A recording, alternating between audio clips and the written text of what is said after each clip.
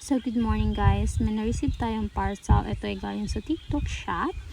At ang TikTok shop na ito ay in-orderan ko na ng first order ko actually ng incubator din.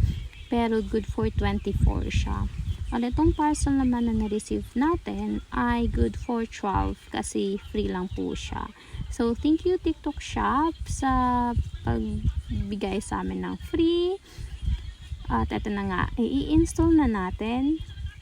Isa-set up na natin itong bio incubator at ito yung gagamitin natin kasi meron lang naman tayong itlog na i-candlelight na natin, tapos i-check na natin kung okay ba siya para ilalagay na natin siya good for 2 weeks para dun na dito na natin ilalagay